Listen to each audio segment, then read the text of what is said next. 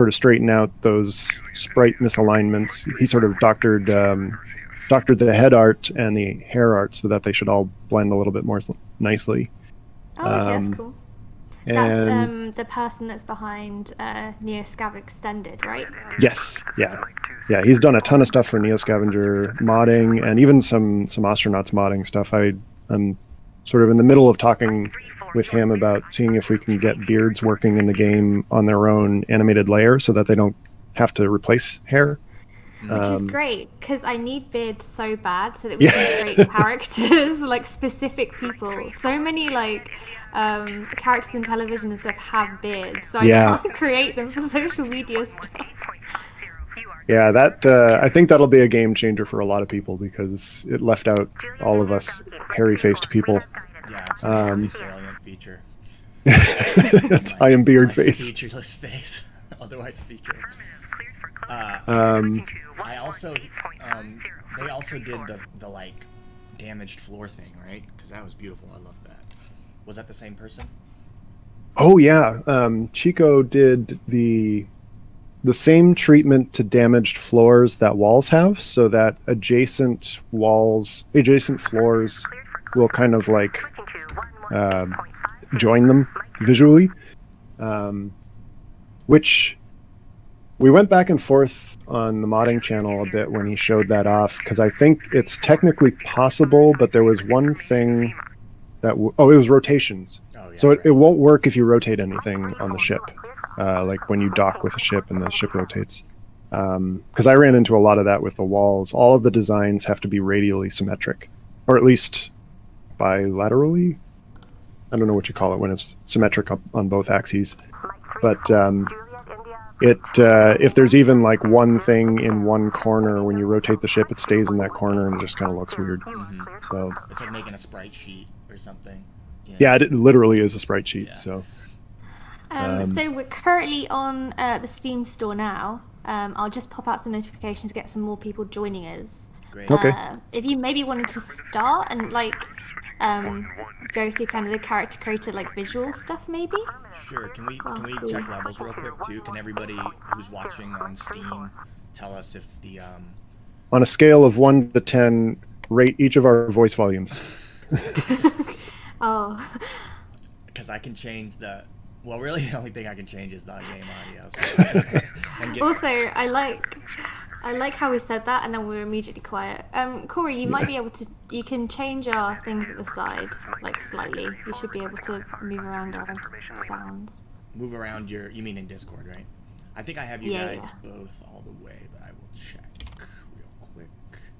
Mike 3-4, you are cleared for IFR approach. Maintain current course and decel. Yeah, you're both.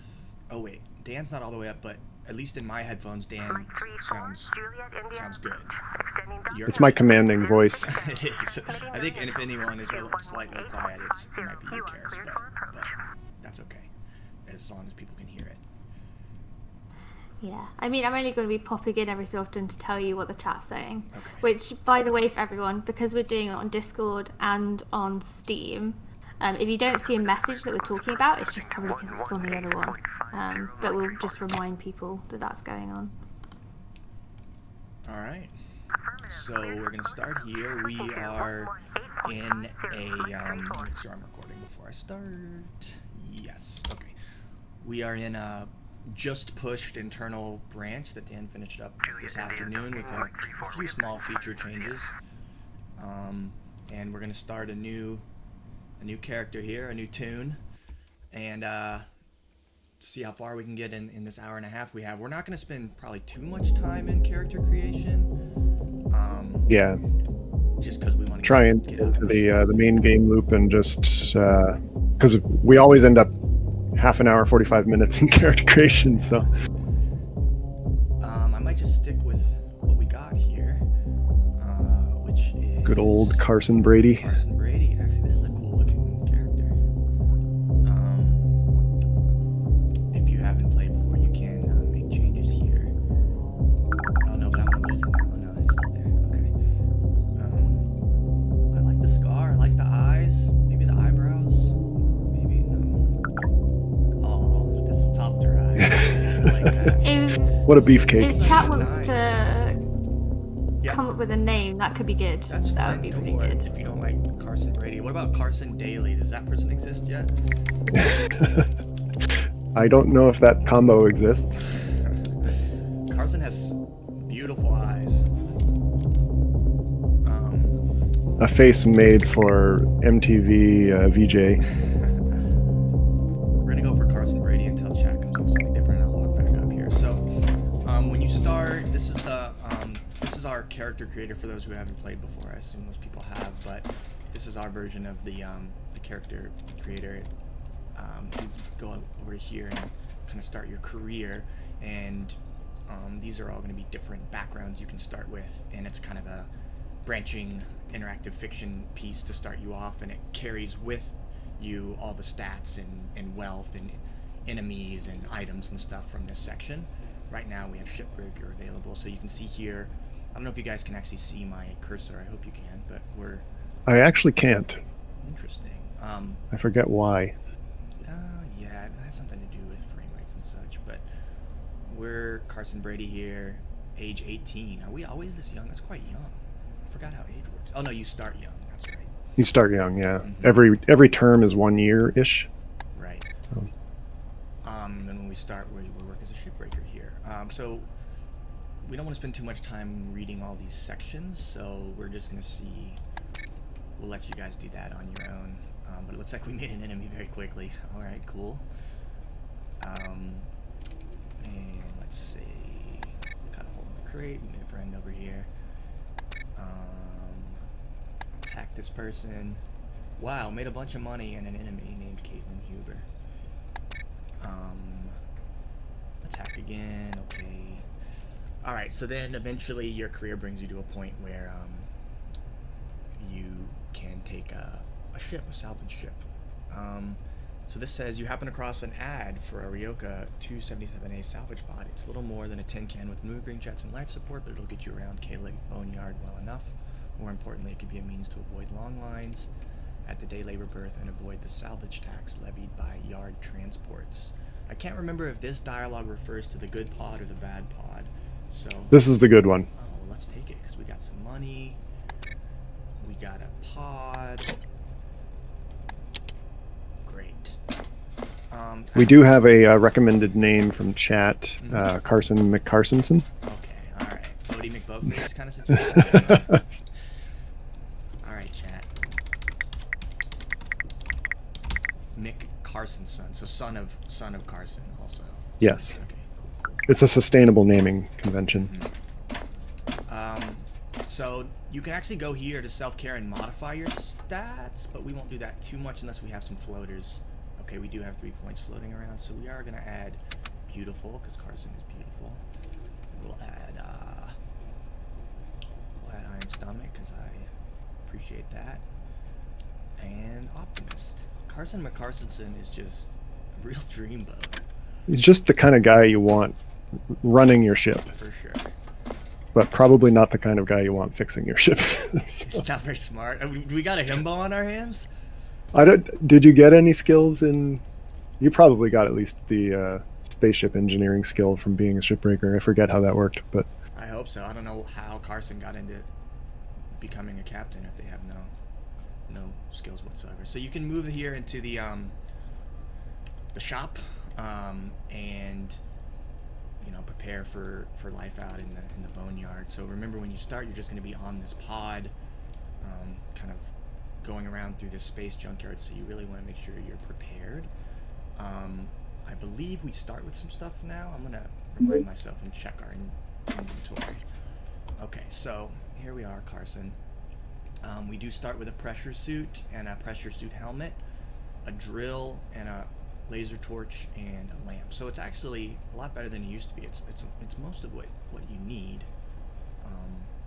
But we're still gonna pick up some more stuff, and then we'll go back into the character screen in a moment. While you're shopping, another question came up in chat about plans for hacking in the future. And the answer to that question will be like a lot of the answers to questions about future things, which is I probably want to do more than I'll be able to. But as an example, like I think there's there's a long list of things in a world like this that would be fun to hack. The easiest case being things like door locks, but like being able to hack the console on a ship, like the Nav Station or something, to get interesting data out of it, or even just to gain control of a ship, and potentially hacking other people, for pay dirt. I think Neo Scavenger kind of dipped its toes in those things in a lot of the ways that I also picture it happening in Ostranauts. But a lot of it just comes down to how much time I'll have to sort of flesh these systems out, because I kind of want to do them all, and I'll just have to do what I can as quickly as I can. So we're purchasing stuff we actually landed with quite a bit of money. You can see down in the corner here we have $2,945, which is a lot more than I usually end up with. So I'm just gonna kind of buy everything we need, which in our case could be a crate, so that I can kind of have a storage system going on my team, actually. You bought all the patches, huh? Yeah, and all the conduits. And all the conduits. I don't want to... I'm like trying to prove myself against humiliating myself on screen by just like falling or something, so... You're buying the insurance policy. Exactly. So that's $1,000 worth of stuff, which is a lot. I believe it's not too much to carry. Let's see. Great, let's walk around. Let's look at Carson real quick. We're helpful, independent, well-groomed. Yeah, we are. Intimacy yearning. You're looking for love. You're looking for direction in your life. I thought we were supposed to be talking about the character here. Visually impaired, immunosuppressed, microGene hypovolemic. I don't even know what that is. It means your blood pressure is permanently lowered as a result of... You basically have a weak circulatory system from living in a low-G environment. Like a belt. Yeah. Expanse.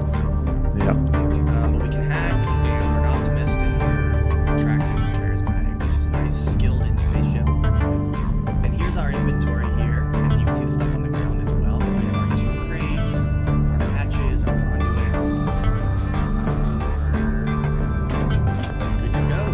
So, before we get on our salvage pod and leave this character creator. Is there... I see Naiba mentioning audio levels being called out in Steam. I don't know if you can hear us, Charis. Do you have any idea what we should change? First of all, I thought I was muted, so I'm sorry if anyone hear like furious typing. I apologize. Let me have a look. The music was a little high in my headphones. Personally. Could have been that, yeah. Is it Steam that seems to have the issue, or is it Discord? Sorry. Naiba mentioned the Steam chat saying it, so... Okay, let's look. If I had to you guess, wanna it's keep probably going, the and probably I'll the try music. and figure it out. Yeah, you can pop in when you know. Okay, so we're gonna launch our ship here. We have our pressure suit on. So when you launch the ship, this little warning tells you that the game just starts. And as you saw from our character creator, we're gonna start on a salvage pod floating around in the OKLG Boneyard, which is a space junkyard essentially with a bunch of derelict ships on it. Our pod is not great, so just always want to make sure you have your pressure suit on before you do that. And the people who play this game a lot will see that this experimental branch has a little change in the HUD. I bet that's a little present for you there. So let's get launched. Carsonson.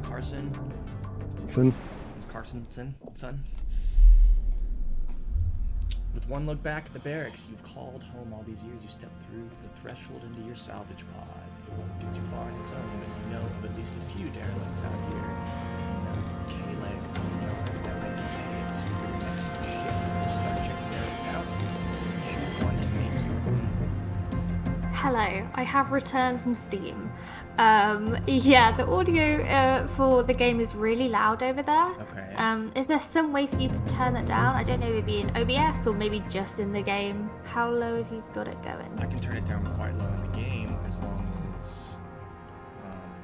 Here, let me get out of this screen. Okay. No worries. We're on autopilot here. All right, let's see. I mean, I can turn it down. Let's turn it down in there. And then if we're still having issues, because they say you're a little bit quiet, you can hear Dan okay. I'm a little bit quiet. Okay. Yeah, Let me move and then my maybe mic. if so, it had to be an OBS thing. Sorry guys, this is like our second ever stream. We're still getting the ropes sorted. Okay. I turned it down, so maybe just like check back on Steam periodically, I suppose. Or Dan, you can have it I'll open be as back. well, right? I can. Oh, but yeah. I think there's gonna Go ahead. be a lag time too. I think so. Well, I'll just keep going, and you guys tell me what to do. So this is the pod you start out in, and this is we're floating outside the OKLG boneyard in space. This is a little micro ship, essentially.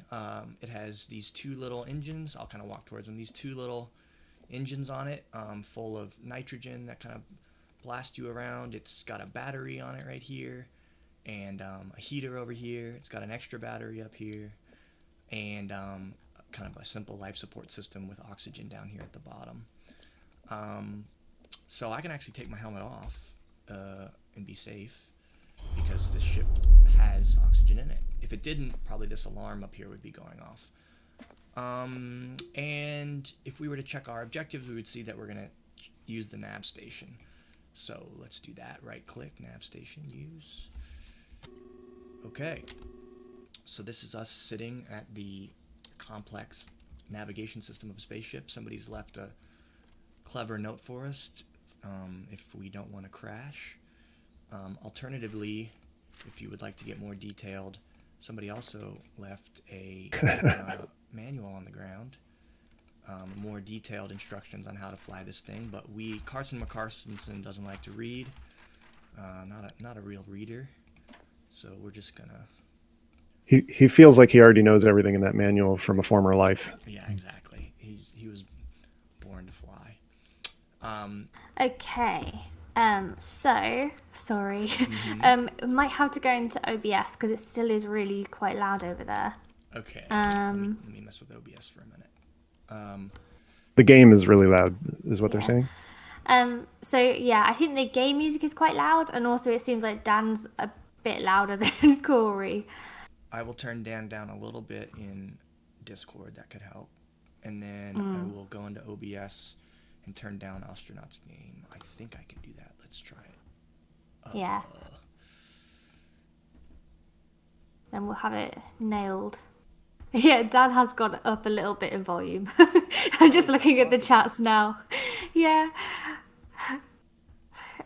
As my coffee kicks in, I get more powerful. More powerful. I just see someone saying Corey's gone down to nothing. I've gone down to nothing? Yeah. Oh, no. Really? Oh, boy.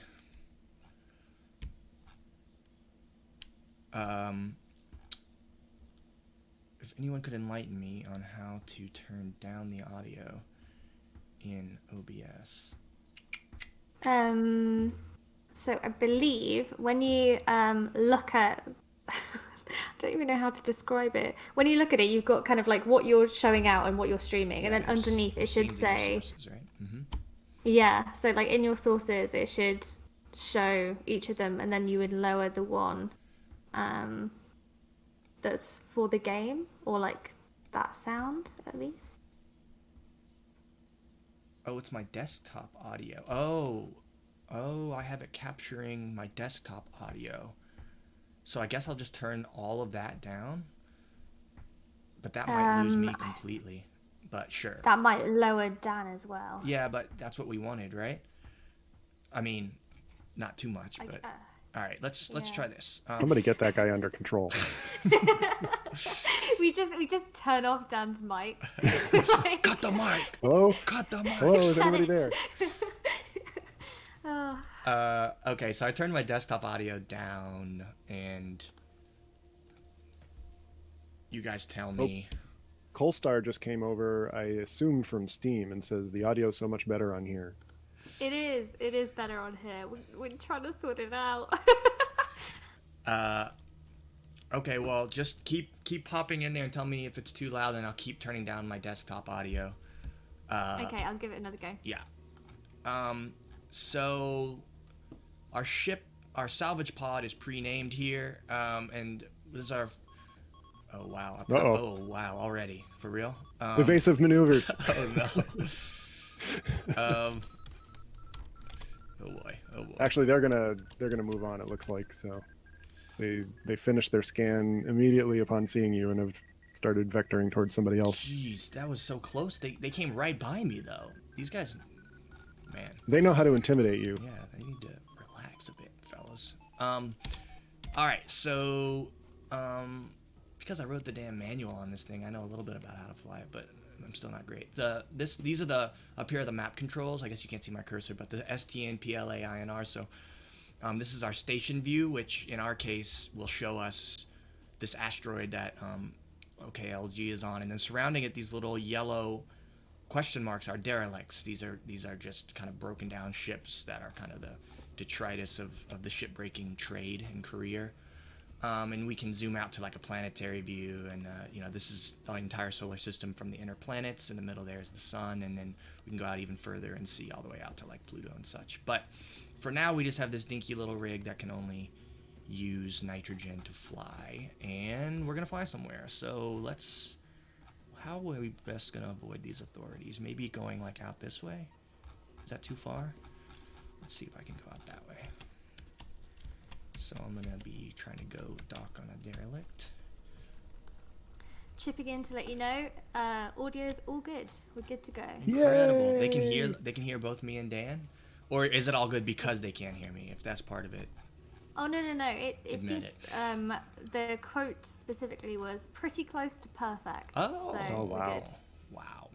Hold on, guys. I just need to install an update for my audio here. No. We hate updates. Skype wants to update. Hold on. Well, this is great. So we are on our ship here, heading towards these derelicts. I'm gonna kind of readjust my spin here a bit.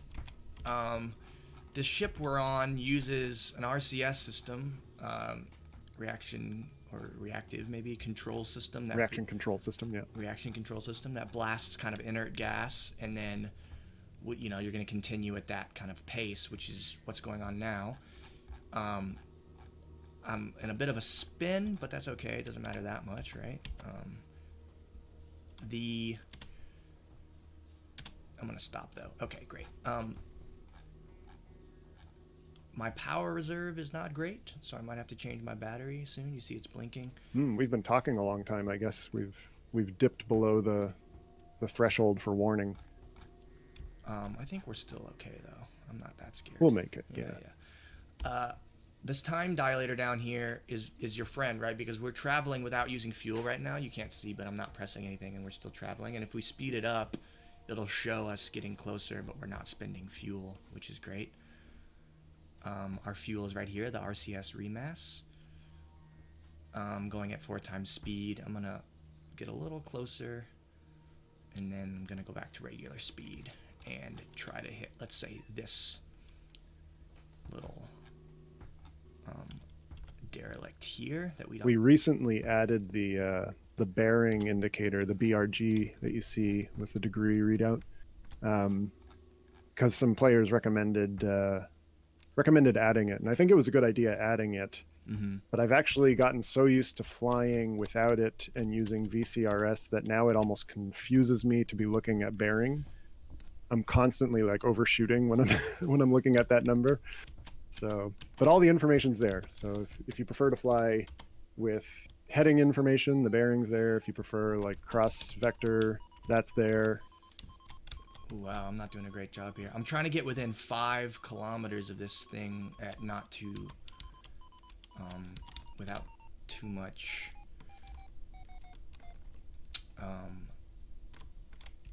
without out too much speed, but I drifted past it. So we'll try that again. This is like parallel parking when the whole world's watching you, you know? Hey, but you're good looking. So. Yeah, exactly. Carson, this is also Carson McCarsonson. Someone pointed out saying, is our pod called The Rest of the Fucking Owl? It is certainly called The Rest of the Fucking Owl. Some potty mouth decided to put fucking in the randomizer for ship names. I don't know who would do such a thing. All right, so we're getting close to range for docking, which is within 5. That's why we're getting this proximity warning. And we're going to go over to the docking. Cross velocity is pretty high. You might want to... Yeah, but I live dangerously, you see. Okay. Okay, Maverick. Let's see what we can do. You're right, it's quite high. And we're trying to spin to find this thing. Oh, there it is. Okay. And now I'm going to slow way down, hopefully. Okay, there we go. So that's the docking ring of the ship we're trying to dock with here. And for future plans on this, this is kind of one style of docking, which makes a lot of sense with like a space station where people on the other side are actually guiding you in and giving you information. But I think eventually we're going to need to do like docking with a derelict and there's nobody home. So you don't need to get clearance on that. Or like you're not actually connecting with the station directly. You might have to just land at a distant pad for stations that don't want you to get too close. I think we can do some pretty cool stuff when we eventually circle back to this to kind of flesh it out even more. But for now, this is how you dock with everything. Yeah, we got some type of digital clearance through our comms over here, and now the white is our docking ring, and the blue is their docking ring, and we're just going to align them, and when we do, it'll say it's aligned, and we can engage the clamps, give them the clamps, which we did, and that's why it's red like that. So now we are clamped to another ship while still on our ship, which is called, once again, the Rest of the Fucking Owl. I don't know if that means rest is in like sleep or like the owl is in parts or something. And it's like it's a reference to the drawing instructions meme. I don't even know that. First you draw a circle for the head, and then you draw a circle for the body, and then you draw the rest of the fucking owl. I have. Did you put that in, or was this Chris or Michael? This was. You can thank Michael for this one. Our new one is called the Intentionally Misleading. That's the name of the freighter. It's a freighter type. I'm looking under the current target here, and it is a 253 Ryoka CR53B, which should be a kind of actually I don't know that vessel off the top of my head. I think that's a big boy, not the biggest boy, but a big boy. So the question is whether we want to deal with our power situation first or just kind of check out the ship first. Let's deal with our hunger first. You can see down here we're a little hungry. We're gonna eat some Trencher's Kung Pao chicken. Delicious, quote unquote chicken. Actually, we haven't. How's the frame rate on your end, Corey? Is it still pretty smooth for you? It's smooth for me, yeah. I mean, I'm looking at I'm looking at my PC direct from my PC, so. Yeah, I was wondering because whenever I debug test the game, it tends to slow down over time. I'm just wondering if that's just my debug version or if you've noticed anything like that. No, so. it's great, and I'm on a super PC here, so I should be running this bad boy at 75 frames, or probably 60, honestly. So yeah, so I'm gonna put on my helmet because we don't know what this other ship is like.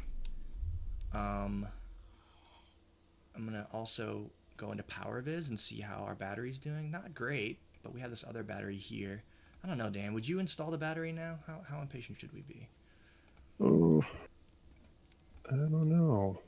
Leave it. Great. I think you still had That's like what I would like to 16 kilowatt hours left, and it's only like 1/100th of a kilowatt hour per second, so awesome. that should last a little while.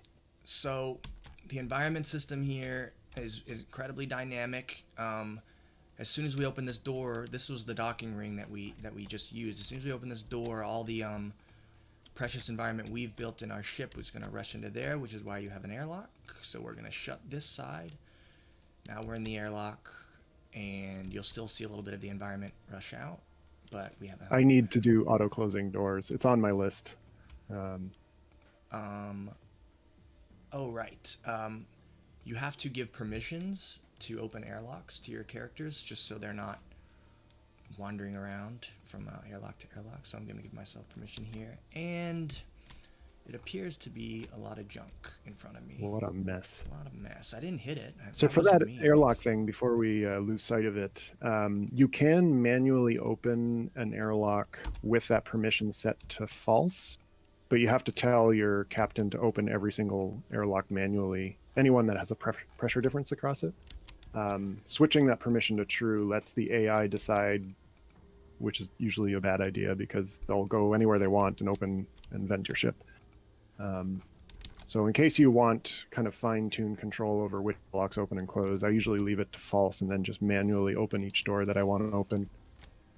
So I've just made a call that this thing is wrecked enough. So what you're seeing on the ground here is just like a bunch of trash, and there's holes in this ship, and the conduits don't look great. So just from what I'm seeing here, to me, it doesn't look salvageable. I can't even get past all this trash without just like picking it up and moving it around and stuff, which to me seems like a waste of time. So I'm just going to check a different derelict. This one doesn't seem promising to me, so we're going to have to dock again.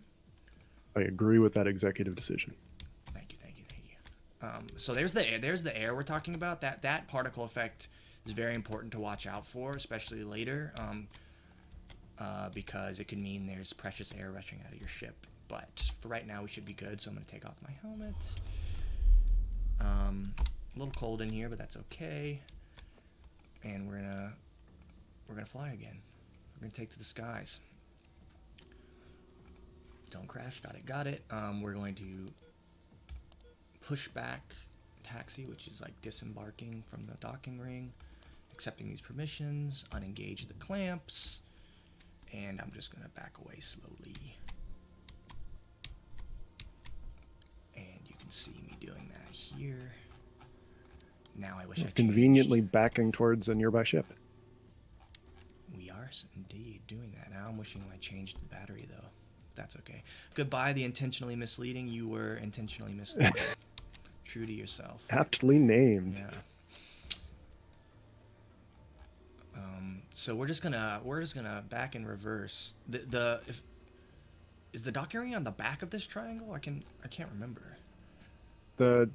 The way this is set up, you point the triangle at the thing you want to dock, as if the docking thing is at the front of your ship. Okay. Even though, in reality, the docking ring or the docking airlock is behind the nav system.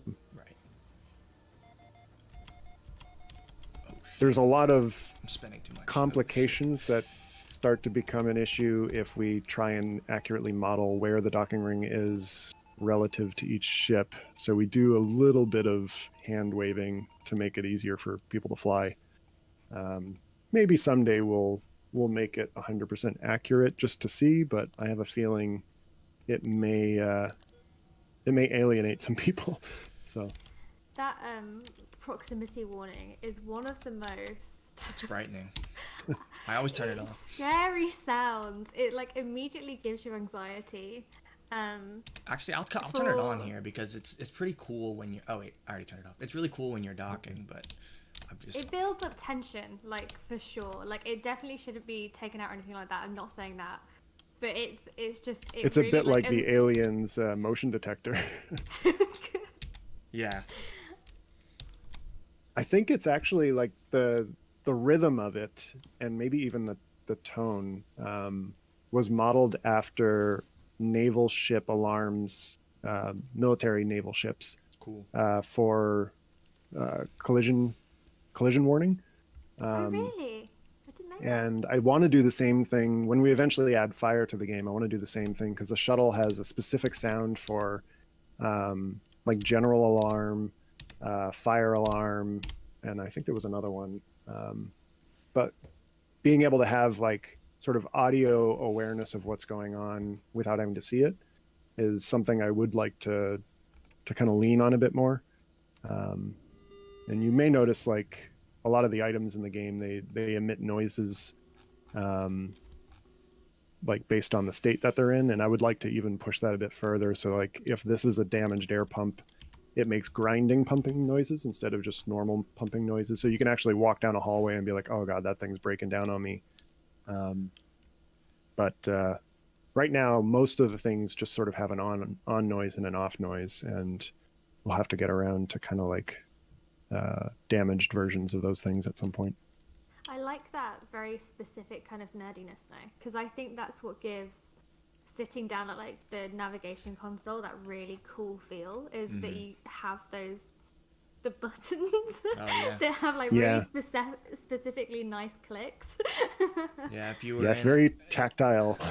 The folks watching now, if you were in our dev channel, half of what we do is just send consoles back and forth to each other. Like, oh, look at that button! Like, that's a cool button. Big buttons fans. We docked at the making the necessary arrangements, again appropriate. And this is a 2062 Testudo Ibex. Testudo as a builder are they are out of Titan, is that right? They're the luxury builder. I don't know if they're. I think they might be out of Tharsis. Tharsis, yes. Because you have Titan shipyards, which is like the sort of high-end military hull building shipyard. Testudo, I sometimes liken to Mitsubishi. That's in right. that they make everything, like from canned fruit to underwear to televisions to spaceships. And you'll notice probably in the future some products with the Testudo logo that are not spaceships. But yeah, I think they're based out of Tharsis on Mars. Tharsis is a big old city on Mars there. Okay, so this ship is slightly better than the last one. At least there's not trash everywhere, but there are these big holes. These conduits don't look great. This door, we're going to have to pry open with our crowbar. But we can't even really get there because of this hole. And I see more holes in there. What else? I mean, I don't know. He's doing the math. I don't know. I feel like maybe the chat can answer for me, but I also feel like I might skip this one. I do like the floors. And Testudo's a great builder. But I think the novelty of this ship might be making my decision a bit biased, but I kind of like this ship layout. Okay. Because it kind of feels like a personal ship. Let's do it. I'm just gonna, in that case, I'm going to start picking stuff up and trying to make way so that I can get through this door. And that's a hole in the ground, so we're gonna have to patch it. Luckily, You bought every patch in existence. Every patch we have. And this is the Holden patch. You can read about, this is like the branding for the Holden patch. You can read about it if you play the game. Oh, we still have to add Charis's logo to that. We do. I'm excited about that. I was thinking about that. Because I see that on the sheet that you've made, it's got the tiny little by Halverson. I'm like, that should be larger. Yeah, we have, I think, at least a small batch of logos we need to start peppering back into the manual stuff. So I've patched the floors. How many brands do we have? Oh, like man. 70 now, right? I've actually got the sheet in another window here. The spreadsheet is not complete, and it goes up to... Oh, wow. Well, good call, it goes up to Dan. 99, but like half a dozen of those are just placeholders. So let's say 100-ish. Good call, Dan. This ship's looking much better past the docking ring. Oh, so this one should have been the intentionally misleading. Yeah, exactly. Oh, it's got 2 nav stations? Dang, I can get a co-pilot up in here? Now everyone's going to say that we rigged the game We so did that we not have a really rig. cool ship. We promised we didn't. Oh, well, I mean, it's a little wrecked back here, but the conduits look very good to me, which is great. Well, there's some missing here. Looks like the common area took a beating, so, and maybe one of the cabins. Yeah, I like having such quick access to nav, and I like having this door available to like close off the. It seems to be a little bit less work. I'm cool to start working on this. Unless chat has strong feelings. But if that's not the case, I'm gonna start making it airtight. Currently in the chat, people are asking about the orange tank at the dock ship, and yeah, generic gas tank. Yes, it is an unlabeled air tank. You can put anything you want in any tank, but that one, that was actually the first air tank I put into the game, and it had no specific purpose. So it's the generic orange air tank. And then someone said that Corey's pressed a secret key to spawn in a cool ship to show off. I would never do that. First of all, I'm too dumb to do something like that. But if I wasn't, I might. I actually have never been on this ship, so this is new to me. The old Ibex. Oh, cool. The Ibex. Did you design this one, Dan? Yeah, this is one of mine. Nice. So we can't close this door, I believe, without getting the power back up and running. So I'm just gonna pick up some garbage. I don't know. Let's see. What's the first step? Question from chat: why are there random cards all over the floors? Until we come up with a better way of handling locks on doors, they were a way to scatter pin numbers for each door somewhere in the ship, so that you could find the pin number for every door if you looked around everywhere. But that was literally something we added in an afternoon before we were about to demo the game, and it's not the final system. Being able to hack a door or even guess the pin on a door, I think those are all cool things we could play with once we get a chance to build more into that. I think I just bugged my crate out. Unless I dropped Oh, it. you found the bug. Yeah. Is it stuck in the middle of the floor and you can't interact with it now? I don't know. I haven't seen it. My O2 is blinking as well. So it is. There it is. Maybe I can pick it up. It is gone. Okay. Well, it's officially gone. My O2 warning down there is blinking, so I'm gonna go get a gulp of air from our salvage pod real quick, and then maybe we can make a salvage plan. Well, the nice thing is you caught that bug on video, and maybe what I can do is try and recreate that situation in the debugger, because we've been seeing the bug a lot, but we're not really sure how to reliably make it happen. So there's so much trash. I'm just gonna start unloading it into my salvage pod here, because I'm gonna have to start making trips.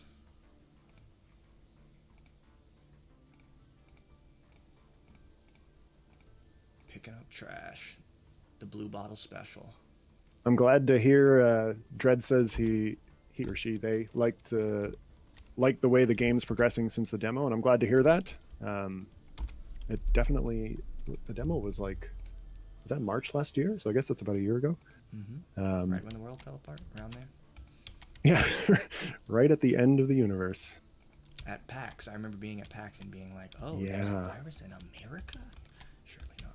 We won't talk about that. I am gonna try to progress deeper into this ship. Why am I getting a temperature warning? Is it really that cold? It's not risky at this point. I would ignore it. I think you will probably warm up the suit over time anyway. A lot of holes in the ground here. Not a fan. I'm trying to just pick up trash and work my way back to see if I can find a reactor of some kind. We had someone in the Discord chat saying, is it me or did the character overlay UI from Neo get adapted into Ostranauts? I think that's true, right, Dan? Kind of did. Yeah, it's completely rebuilt because this is Unity and Neo Scavenger was Flash. So unfortunately I had to basically start from scratch, but I learned a lot from the Neo Scavenger one, and we're trying to replicate as much of that paper doll system and inventory system in Unity as possible, because I quite like the Neo Scavenger setup. It kind of does everything I want it to. There were only one or two things I think I'd change about it. Another surprise in the engine room, huh? This is wild. Well, first of all, yeah, it's a bit wrecked, but yeah, this is a huge engine room with like the reactor and the engine are like in the same place. Do you have both helium and heavy water, or just one? I see one canister up there, but I don't see the other one. I can see the D2O. Let me walk up there. Maybe I can go this way. Probably can't. Oh, is this the one that kind of looks like the Millennium Falcon? It kind of has like a side hatch thing. Alright, let's just walk as far as we can here. More holes in the ground. Don't love it.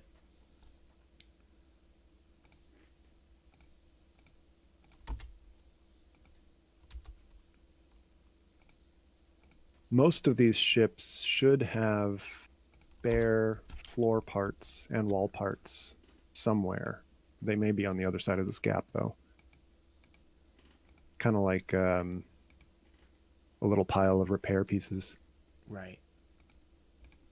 I'm going to just patch for now, just so I can get back there and see how bad things are.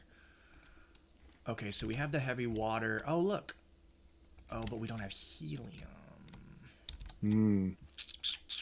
That's not great. You're going to be dead in the water without some That's helium. Great. The reactor cannot start without both heavy water and helium, and we have 2 heavy water tanks, so might be another miss. Unfortunately. After all of those patches lost. I know. Well, now I'm glad I bought all of them. Now I'm glad I bought every patch in the shop. I think we have to leave this one behind as well. I see a jar of eyes mentioned in chat, and I had fun making that artifact. I did not have fun making handwritten, lipstick besmirched postcards hundreds of times over. So, but I think I'm glad I did it. I just don't know if I'll ever do handwritten notes to all the buyers. I definitely couldn't do it now because I think the game is too well known and there would be too many. Well, luckily we have a lot of trash to remind us of our time here. On the old, That's what you kept. Yeah, on the old, what is this, the intentionally misleading? No, is that what this is? I've already forgotten. This one is the making the necessary arrangements. All right, I'm switching back to RCS controls. Somewhat funereal. Am I on RCS controls? What's going on here? No, I'm not. How can I switch back? Oh, I gotta get off docking first, probably. You were in map control mode, I think. Right. I think I have to do this first, though. Okay, great. We're gonna push back. Someone has mentioned it'd be nice to link a computer at the airlock to get some ship stats, which I think is something that we've spoken about before. Is if people have ship spotting abilities, they're able to see ship stats from further away or something like that. Yeah, I'm really actually looking forward to getting into like detection, identification, countermeasures, and that sort of like sensor-based electronic stuff, because we don't really have anything in the nav system yet for that kind of target identification. Like, you just don't know until you dock with it. But I think it would be a lot of fun to be like, well, you know, let's do a scan of its energy signature. You know, is it live or is it dead? You know, is it it has a silhouette that looks like this, it's roughly this many tons, you know, various things you can kind of learn about the ship from afar and gauge, well, you know, that thing's a little pod, I don't want to bother docking with that, I want to wait for something bigger. I'm going to keep this on for docking this time.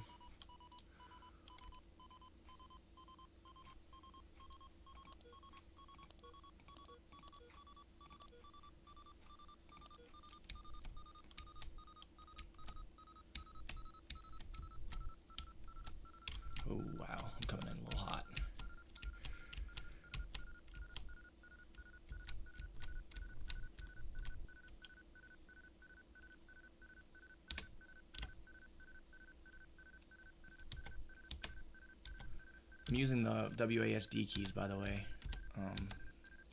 to do this. You can also click down here.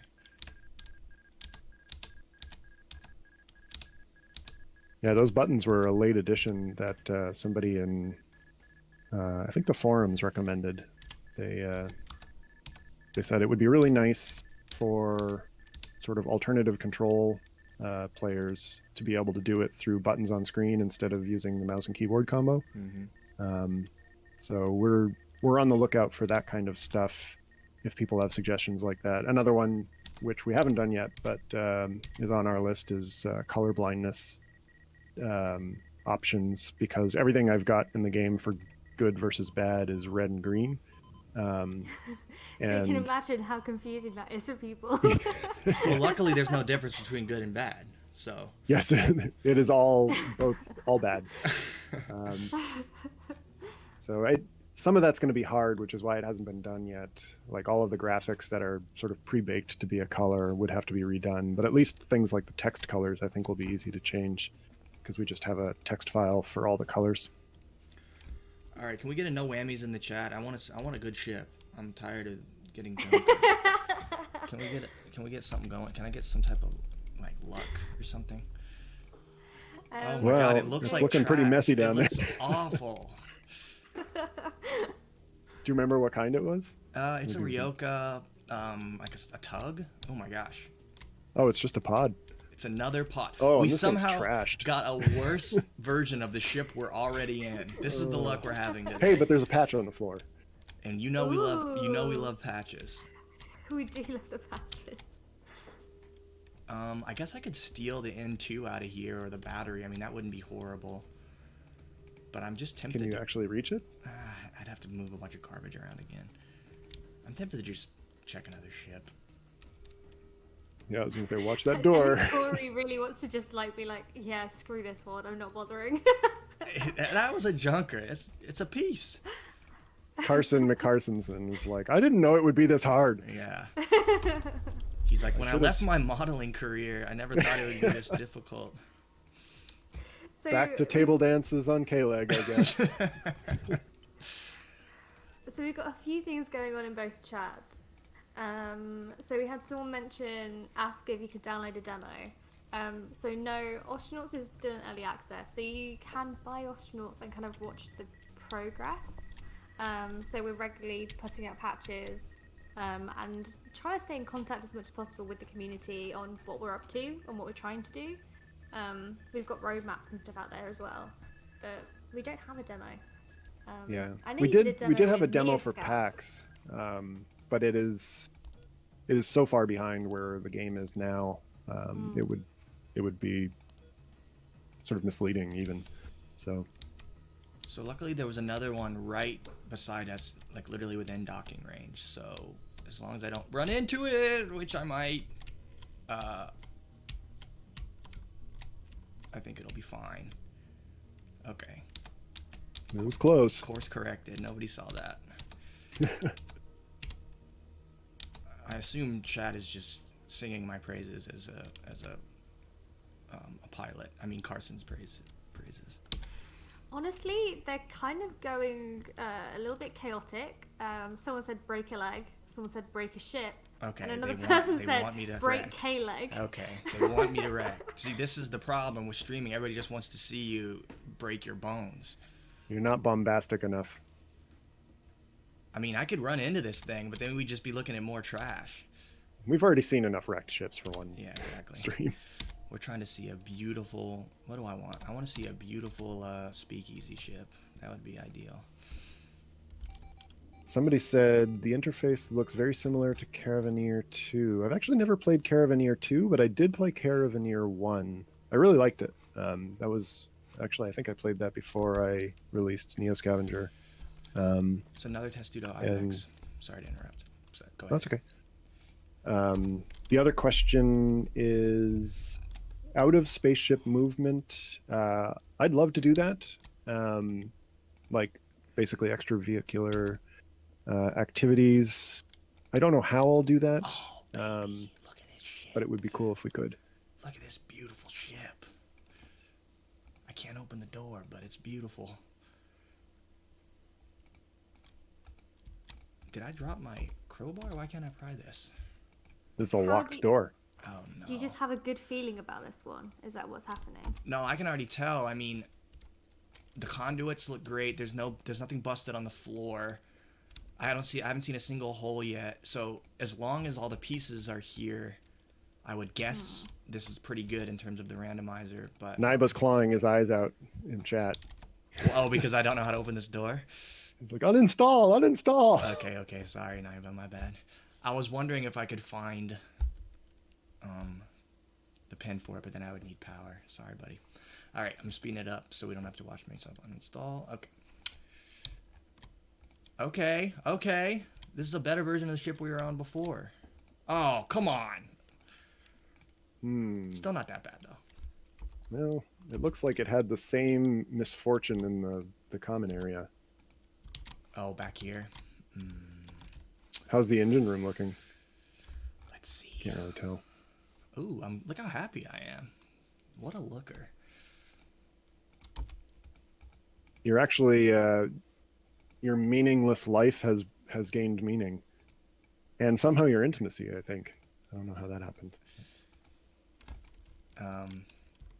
Well, you still have nav stations. That's Carson good. Just loves himself. Somehow this isn't here. Is this the same? There's ship? the crate. It's the same crate. Yeah, Yeah, that's funny. It's the quantum crate, and it's going to exist half in our universe until you quit the game.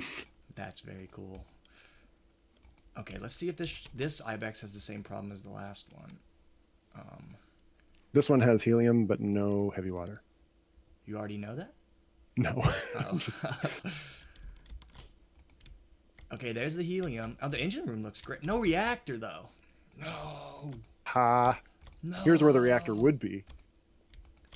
Oh. Did it have... Well, it has fuel. Should we get real chaotic and just go back to the other Ibex and snatch the reactor out of there and then come back here? Or do you want to snatch the helium from here. The helium out of here and That's a bring good it over idea. there. Well, that one was more busted up than this one, wasn't it? I don't know. I mean, I feel like it's 6 one way and half dozen the other. Really? Well, you might be right. The engine room was pretty busted up in the other one. Yeah, that's what I'm worried about.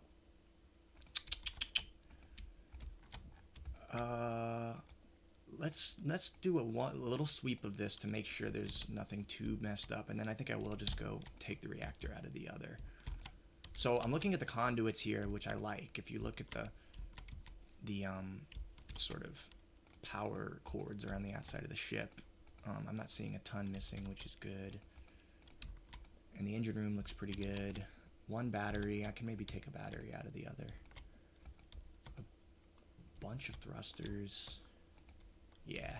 Dan, you might be happy about this. Someone says that over on Steam that we should sell this as a Cowboy Bebop game. Hey. Hey, if you're thinking Cowboy Bebop when you look at this, then my job is done.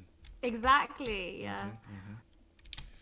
Now, Yeah, if I'd love to have that feel of that universe, the Firefly universe, the Aliens universe. They're all kind of feeding into the vision I have for this universe. Carson's looking happy. So's Corey. You can leave all that trash in the other one too on your next trip. Well, now I've become attached to the trash. Maybe you like it. Yeah. Now, remembering which ship that was. Good thing we have dozens of people watching, because I sure don't remember. Wasn't it the making necessary arrangements?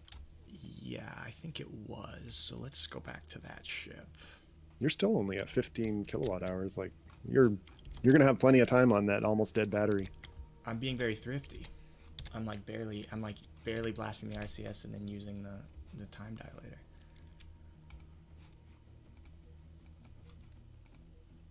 I can take out my helmet. Question about raiding other ships. So combat is a question that comes up a lot, and the answer to that question is most likely there will be both personnel combat and ship-to-ship combat. And the personnel combat, I think my first crack at it will be kind of like the Neo Scavenger combat, except you can actually see the grid where you're standing and everyone around you, which will be a big difference. But otherwise, it's the same sort of stat system that's working underneath the hood. And it's real time with pause, which would be the other difference. But the ship-to-ship portion of it probably will feel a little bit more like submarine style. Again, a lot of that detection, identification, countermeasure type stuff. And probably more of a focus on avoiding combat, because once combat starts, I think it's going to get over pretty quickly. You'll be able to fix your ship if you get hit by some things, but I think a lot of things are probably going to just knock you out. But we'll have to kind of play with that and see. Like if one way turns out to be more fun than another, that's going to get a lot of attention, as long as it seems pretty plausible in the universe. So ultimately, we want to have fun and live out our fantasies of living in this dystopian space world.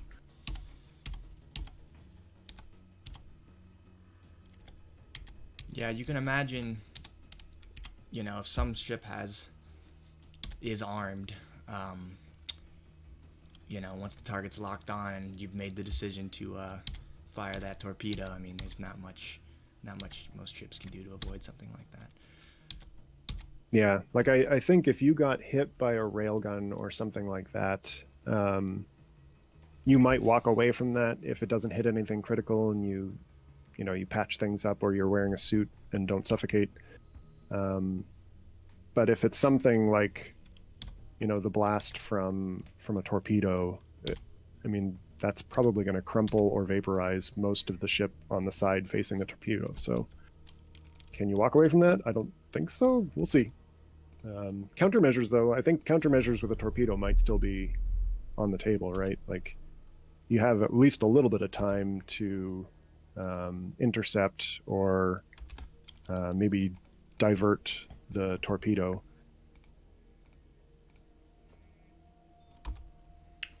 So we have returned. But I think go ahead, keep going. I was going to say, I think it would be really cool to play with a lot of the stuff leading up to combat, like, bluffing and sure. threatening your way out of an encounter rather than having to commit to it. The Holden special. Yes. Those parts are really cool in the Expanse books, when Holden's like talking down the different hostile ships. So because we haven't seen much of it yet because we're just solo, but interpersonal relations and interactions are also a big part of this game. So like the talking in this game is still basically the Neo Scavenger combat system, except instead of stats like defense and morale and bleeding, it's things like your sense of security, your sense of esteem, and the things you can do and the things that they can do are dictated by your personality and your mood. And you're still kind of like strategically navigating conversations. So that requires a lot more work to be reliable and fun. But we're getting there piece by piece. So if you tuned in at the beginning of the stream, we saw a couple junkers, then we found this beautiful Testudo Ibex, but it did not have the tanks we need to be able to actually fly it. It was missing it was missing heavy water, I believe, or something, or maybe it was missing heavy water. No, helium. It was missing helium. So we found another Ibex that was missing a reactor, and we have now decided to strip this Testudo Ibex of its reactor, which is this big thing here. Just carrying a fusion reactor around, a little casual. And we're going to take it back to our other ship and maybe take a battery with us. Can we carry that too? Probably not. I don't think we can. You've got a spare in your pod anyway, so. Okay. So we're going back.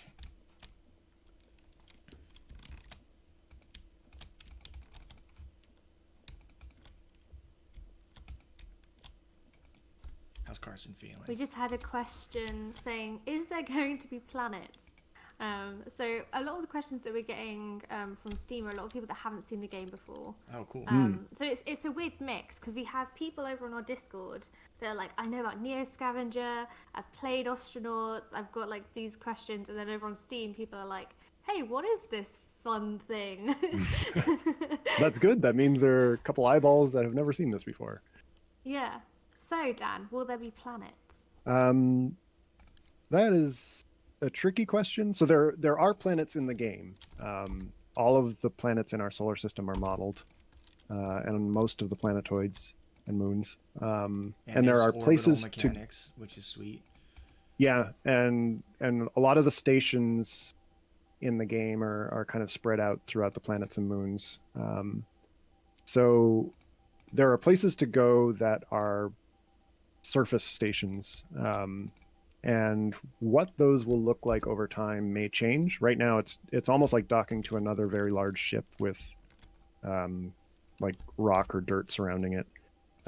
But being able to actually walk around the surface of a planet, that's a tall order if I do it literally, but there might be some tricky things I can do to kind of make it seem like you're doing that without breaking the bank. So, yeah, I'm not saying no to that yet, but I definitely don't want to say yes in case it's too hard to do. But certainly, I mean, most of the lore, I mean, the game itself is centered around like an occupied version of our solar system. So like Mars plays a big role, like Jupiter plays a big role. The planets are present in the story and the world that you're in here. They're developed. Yeah, the question of whether you'll actually go down there, that's a different one, you know. Seems so like initially you might go to, say, Europa, where Atlantis colony is mostly beneath the ice sheet. And when you dock, you'll dock with the space elevator they have, which for all intents and purposes feels like another spaceship when you get off. You can't do it yet, but when it happens, I imagine that's the first iteration of it. And then some of these stations, there's only so much we can throw on the screen at a single moment. So what we might have to do is, like, when you walk through this door, you go to section B of the station so that we can model bigger spaces than what we have now. And I could see that kind of being the next iteration of visiting a station or a planet. And then some distant time in the future, like actually looking at an overworld map, you know, to choose where you're going to land, or, you know, walking around. That'd be great if I could do it, but that's a new system, right? Like, that's a new thing I have to build. So I think the order of the day is... Go ahead. I was just going to say, to wrap up, almost everything is on the table, and it's more of a series of iterative steps to get towards that, and however many steps I can do is what I'll do. That was it. Go ahead. Well, I was just going to say, like, theoretically, it could just look like, I know we shouldn't have a design chat in here, but like, you know, like the way DMC does in Neo Scavenger, you know, where it's like... True, yeah. It's like an overworld map and you click around or whatever. There might be a couple different ways to attack that problem. Even like an overworld map that is just like walking around the ship, but everything is just kind of scaled out, you know, so the units are different. There are a couple different ways we could go about it. I know those things are always worse when you start doing them than they appear from far away, so I'm always hesitant to say anything certain about them. Yep.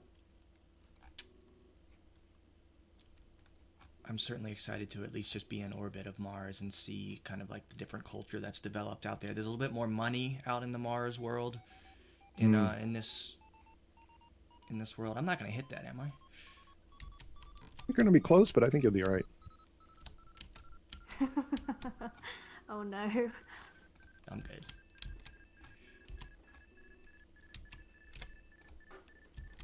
You're actually using the map controls. You don't use them? I almost never do, because I'm usually just centered around my ship because I want to see what's near me. Damn, I'm right by it.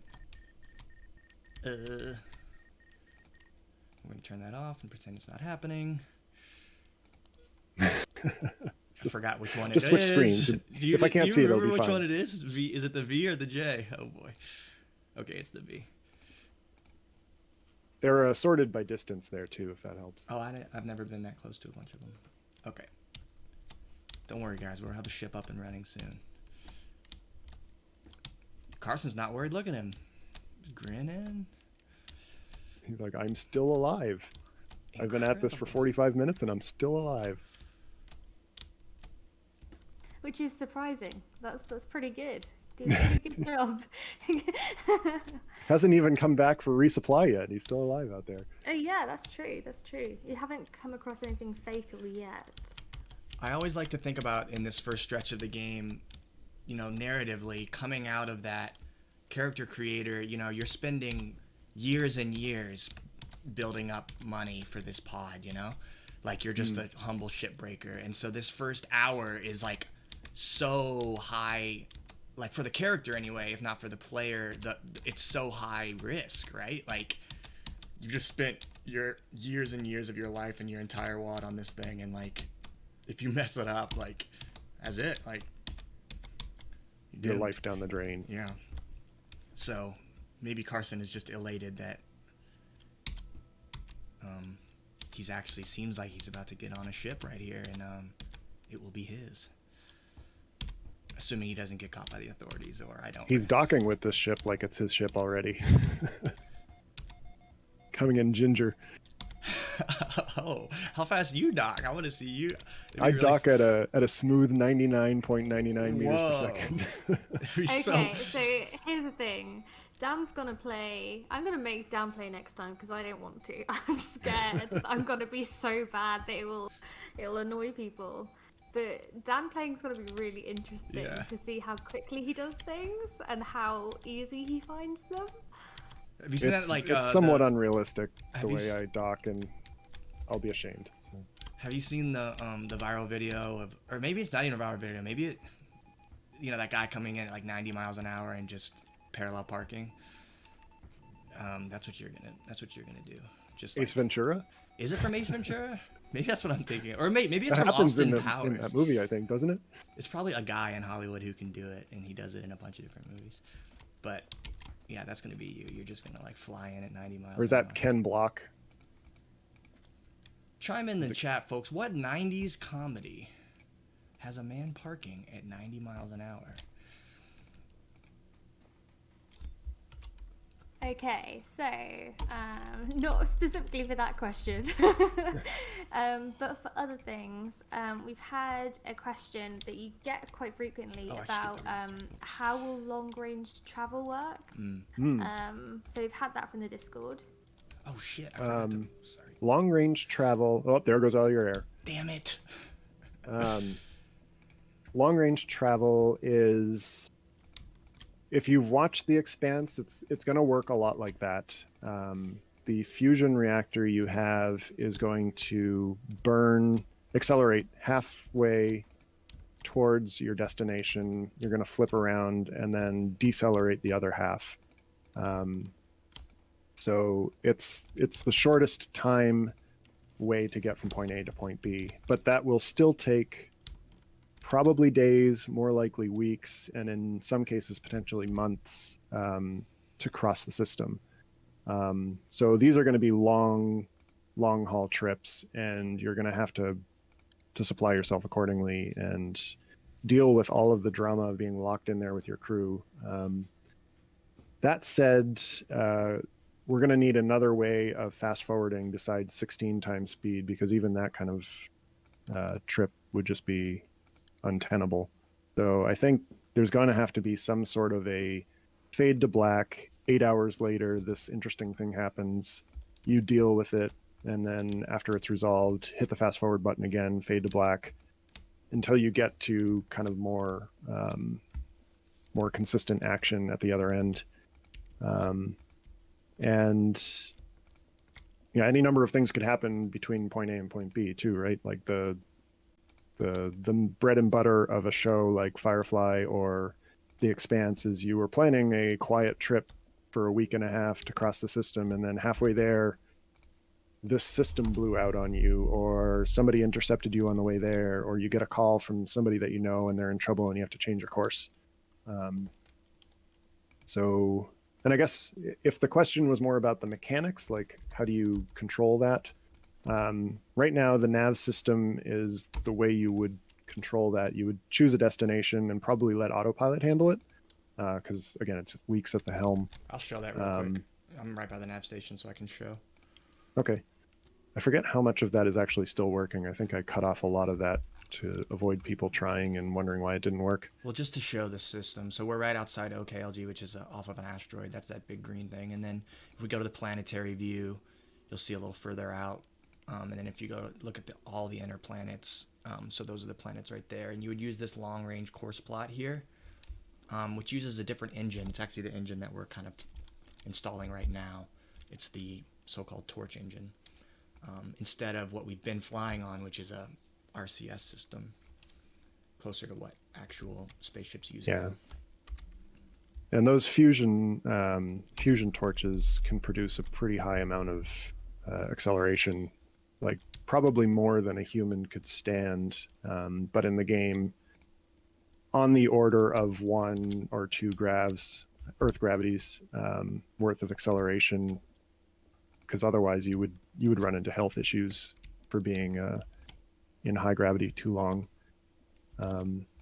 So the result of being in a ship that can go about 1 grav, 2 grav acceleration constantly is that a trip across the system takes a couple weeks, which I think is a pretty good balance. I think that's probably why James S.A. Corey chose that particular set of technology, because it does make for kind of the sweet spot of not too short, not too long for trips across the system.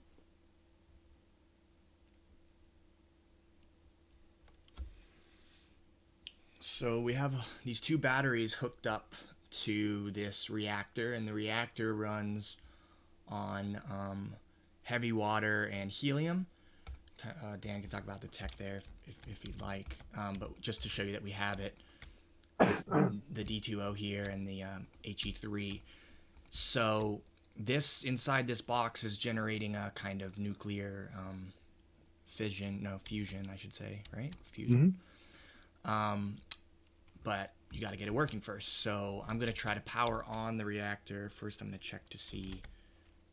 Yeah, so it looks like we have power coming from the battery here into these conduits hitting the reactor, but then it doesn't seem to be going anywhere else.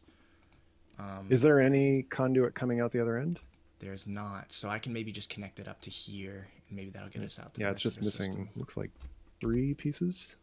Cool. I'll install those before we do it, so we might have a little let there be light. That's in the budget. You brought at least 3 of those. Look at me, thinking ahead.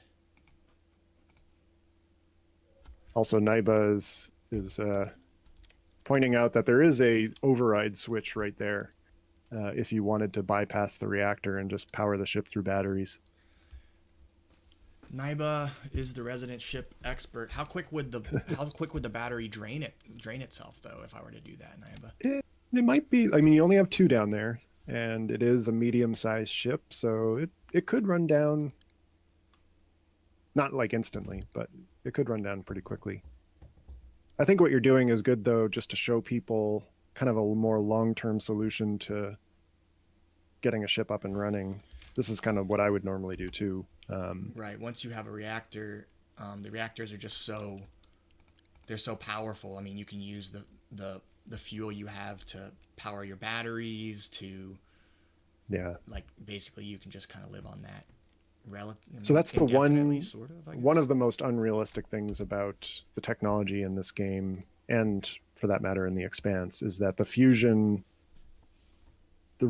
required to produce this level of acceleration is approaching terawatts, and like more than enough to power everything probably on Earth, maybe multiple times over. So shielding yourself from that amount of radiation, or just generally being vaporized by that amount of energy in close proximity to your ship, that's a bit of a science fiction push.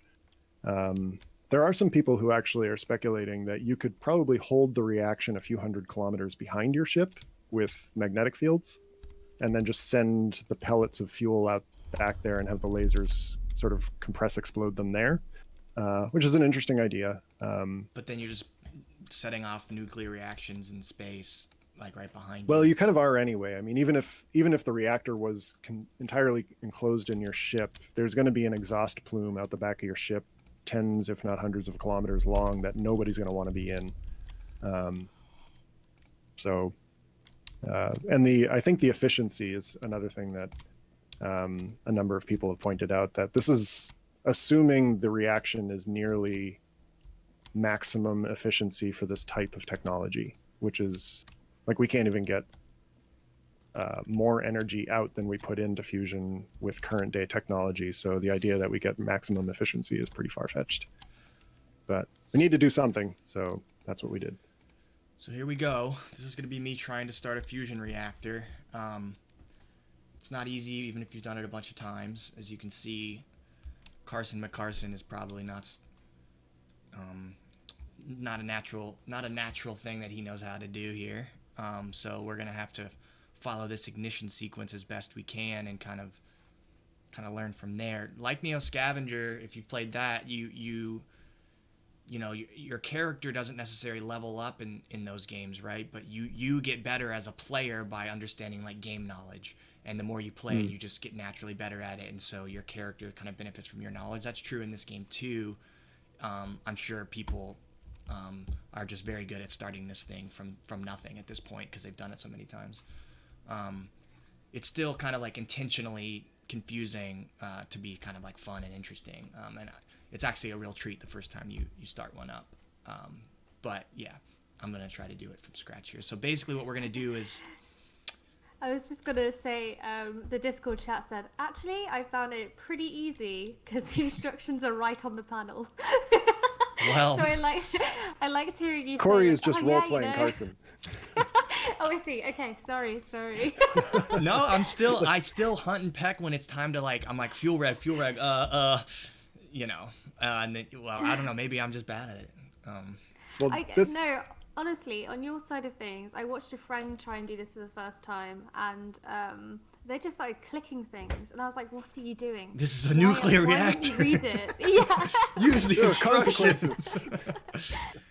Actually, that speaks to a pretty important design pillar for the game, which is I want buttons that matter. I want it to be more than just like gobbledygook and, you know, Star Trek-y type things. I want every button to control a thing that actually matters to you. And like Corey was saying, once you actually master some of these systems, you feel a sense of accomplishment. You know, you play a flight simulator and you kind of feel like I kind of know how to fly a plane, because a lot of these controls are just one-to-one mapped with the real cockpit. So if I can sort of sell that fantasy with the interfaces in this game, I'll consider it a success. So we're using our battery up here to start our fusion reactor here. So we've got them all done here. We're running out of batteries, so I'm gonna hit the ignition and hopefully this will start the reactor. Ooh, you don't have a lot of helium there. That tank was nearly empty. Damn. I guess I could just go fill it up. I got some money. Shit. How fast does it go down? It's currently going down faster than it should. So you may not have, let's see, at that rate. Well, first of all, do I have to take this out of battery? Like, if I hit it into charge, well, then I'd be using up my fuel. If you switch to charge, it'll recharge your batteries. And you could theoretically turn the reactor off and run off batteries for a bit, but they were going down fairly quickly. Seemed that way, yeah. Let me leave it on battery. Let me leave it like this for now. There's no problem with putting it on charge, I guess. I wouldn't not put it on charge. You're not going to save any energy doing that, but it's up to you if you want to try and install a battery while it's doing this, or switch it off and install a battery, or battery, and then maybe try to get to K-Leg and refuel on helium. I might have to get some money first. I can't remember. It's expensive, right, to refuel your helium? Yeah, it's more than $1,800. I would have to I can steal a tank from another ship. That's probably the best way to do it. Yeah, you could theoretically shut down this ship and use your shuttle again, or your pod as like a little shuttle to ferry things around. Go get a helium tank. That's the play. You think so? All right, I can make that the play. It's just funny that we worked so hard to get all these parts, and Didn't. Could we have checked that beforehand? I guess not. Like, we can't just, like, go up and check the tank. You have to actually get the reactor running. If you hover over it, does it tell you? You can try that after this if you want. I actually don't know. I think it does. It says, No, it tells you stuff that won't help. Yeah. Which I need to change. But you guys will see that the power is now running wherever the conduits. So this is the power viz mode, and you can see the conduit is running power to various things, which is why these lights are on. And theoretically, if I could get it routed over here to the nav system, then I could fly this puppy and try to get it over to somewhere where I can refuel. But that might take longer than just kind of leaving it here and going and getting helium. Should I leave it on, Dan, or should I just turn it off? It seems like a waste of power. I'd switch it off. It seems like a waste to leave it running while you're doing other stuff. Great, I worked Chat so hard is to turn currently, it on. Chat agrees? Chat Is that what you is- said, Charis? No, chat is Probably currently roasting me. freaking out that this ship has 2 fridges. And they're like, The height of luxury. Yay! Is there an ignition think- secret, or can I just hit the big off button? I'm just going to hit the big You off switch it button. off. Everything resets when you like it all trips. I hit off. Didn't I? are you... You're on the wrong dial. Where's I the think off- you are, where's anyway. The, it's the I saw ignition the button, other- right? I'm switching it off. Oh boy. Oh, not the ignition button. You have to switch the power bus to off. Oh, duh. My bad. Who wrote the manual? That's a for good this question. game? What should happen if you flip the ignition switch while it's running? Because basically the ignition switch is firing all of the lasers at the fuel target so that it explodes and creates fusion. But in theory, once the reaction is going, the lasers are going at least, every so many seconds or multiple times a second. So It does seem like it shouldn't just be something you can just turn off that quickly. Like, well, the neat thing about fusion is you can, unlike fission. Fusion reactions are notoriously hard to maintain, but really easy to stop. So you have to constantly be basically tending the fire to keep a fusion reaction going. The hard part with a fusion reaction is containing all of the energy so that it doesn't incinerate you. But a fusion reaction, and there's like a really long, drawn out, safe way to shut down, or else you get a huge explosion. has our ship been like drifting or something? How did we? Yes. What? Look how far this- away we are from where we started. We're like really moving. Is that intentional, Dan? Yes-ish. Nothing is still in space. One thing to keep in mind. Like, there is no stationary. Like, no such thing. You're always moving relative to something. But we are moving relative to the rest of the whole system for some reason. It's kind of cool. Click on K-Leg or on the asteroid beneath K-Leg, Ganymede.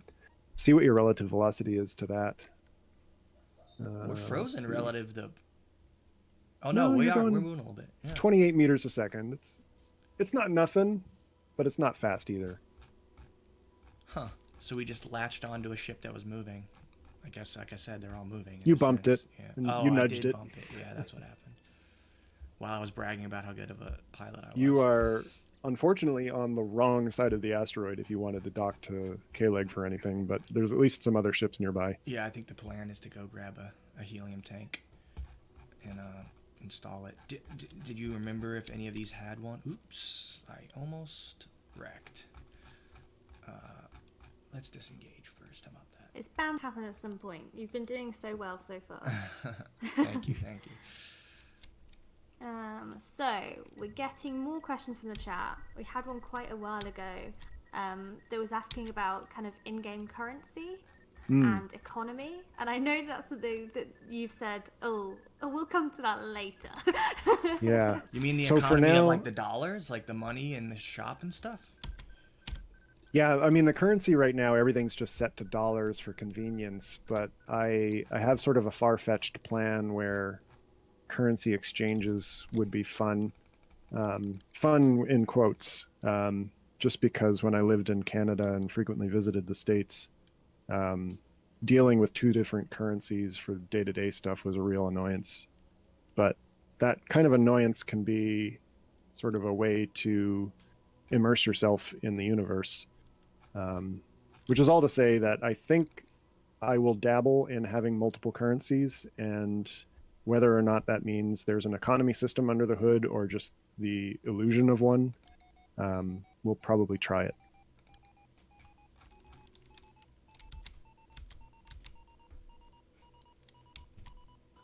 So, some more questions. If you crash your ship and get holes into your ship, will you be sucked out into space? Currently, no. And will it ever happen? I think we'll probably see. But wait, that some wouldn't stuff happen gets in sucked real out. life, right? Because that's like, I mean, correct me if I'm wrong, but like that happens when you have a high pressure inside the ship, right? And then there's vacuum outside. So, okay, I see what you're saying though. Like if you were in an already pressurized ship and then like a big hole got punched in it somehow, would you get sucked out? Yeah. I mean, there is such a thing as explosive decompression, but is there enough force to throw a human body out? I think a lot of people are starting to lean in the other direction on that. In the, in that situation, things will get sucked out because the air is getting sucked out. But unless you're just free floating, there's no gravity or something like that, you might start floating towards the door, but I don't think you're just going to get violently pulled through a hole and like your arms sheared off through the force. So yeah, I believe that's more of a film convention than anything. Yeah. So I think we want to do something with 0G in the future too, and this might actually dovetail with that a bit, because as it is right now, you can't walk over a hole, but in reality, you should be able to just float across the room. Similarly, if you do any sort of maneuver, anything that's not bolted down should start flying around the room just from the inertia changes. So there's a lot of cool stuff we could play with there, and I'd like to, but right now it's somewhat unrealistic. Is this a crate in a crate? Is that what I'm looking at?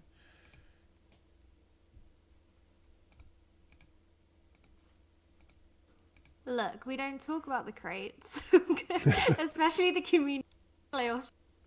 We don't question the crates. We just let Dan patch them up. No, I was gonna be stoked. A crate in a crate. That's a free crate plus whatever's in the crate. Of course we find a much better ship. Is this ship better? No, let's not get crazy. Or should we? Honestly, you're so indecisive. I don't know how you manage to do up a ship yourself when you play. Well, is this the Bilbo Baggins meme? After all, why not? Why shouldn't I have every ship? Why can't I have all the ships? Corey, it would be great to be able to like put the ships properly together. I know that some people have mentioned this before, but I want that very badly. Well, there's no helium on this one, so we'd have to leave anyway for that reason. When you say properly together, do you mean like finish fixing them up so they look like new again? On stream? No, I mean putting together two ships. So I find one ship, and then I find another ship that I like, and then I can build a door in between them. That's actually a problem I want to solve that I haven't figured out how to do yet, because the exterior airlock is kind of like the only piece you can't uninstall on a ship. And part of the problem there is like the grid from one ship ends at the airlock and the grid for another starts. And if they ever overlap, you get stuck, you can't walk, and gas simulations start freaking out between the two ships. So, but I'd like that to be able to be uninstallable and for things to overlap a bit, because it would be great to have another ship, like a shuttle, docked to your ship. And then when you want to do something like what Corey's doing here, you take the little ship out and do all of your salvaging with that, come back to the big ship, and then deposit your stuff. I just wanted to point out that for the Cowboy Bebop fan in the chat, that the name of this ship we're on is Sea Space Cowboy. That was the one. Hey. Look at that. That's just serendipity. Nobody hit a debug key for that. Someone in the chat said Frankenships. So that's exactly what I meant. Thank you. Yes. Yeah. Just link all the ships in all of Kalig and just be a big giant like scrap mech lumbering through the system. That'd be badass. And we had another question from Steam, with someone saying that they really love the power generator. Will there be more devices and control panels like this? If I can add them, yes. I enjoy stuff like that. The nav console, the reactor, even like down to the air pumps and the climate control stuff. Knobs, buttons, LEDs, indicator lamps. Like the pressure suit that you're wearing has a little plastic box with 2 red LEDs on it to show you the temperature and the air pressure warnings. Like I just added that yesterday because I can't stop adding stuff like that. So if you like 90s retrofuturism and control interfaces, then this is the game for you. And when the reactor is slightly more developed, all those buttons and even now, like they're gonna do things, and you'll like someone who's really skilled and understands those systems can do some wild stuff while you interacting with that reactor, right? I mean, like yeah, like even now it's a little bit. I know this. A little bit sleight of hand, but for example, you can't start the reaction if it has any pressure in the core. It needs a complete vacuum in order to fuse. And there are a couple different ways you can go about evacuating that chamber. The natural way to do it is to use the core pump, which then switches to like from rough pump then to a turbo pump to completely evacuate it, and that takes time. But if you're tricky and you're in space, which most of the time you are, you can just open the aperture on the reaction chamber as if you wanted like full blast thrust. And all that does is just vent it to space instantly. And similarly, like if you're ever overheating in the back, you can adjust things like the aperture on the thruster or the cryo system, and they sort of push up and down the energy levels, the temperature of the chamber.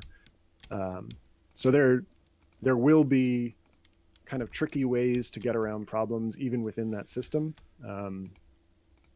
That said, getting the AI to be able to do that for you, the more complicated I make it for players and the more fun, the harder it is for the AI to be competent at it. And we'll have to think about how to solve that.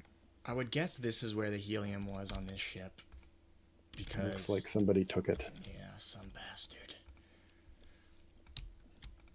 I thought this was the pleasure yacht, but it's not. It's a cool ship though. Nice ship. Oh, is this the Pequod? Maybe. I think that's the other one with the Van Hummel tile set.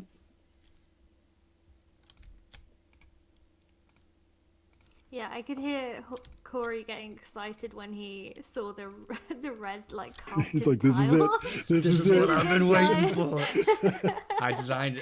They're making fun of me because I designed a ship that's like a big speakeasy. It's like a pleasure yacht, like a big bar, that's used out on Mars for like almost like the way like you can charter like a sailboat, you know. Circle tours in New York City. Yeah, exactly. And it's like this big fancy ship with like a bar in it and like dance floor. Yeah, but that was not it, sadly. Also, I was thinking we could lose our ship if we're not careful, right? Because it's moving.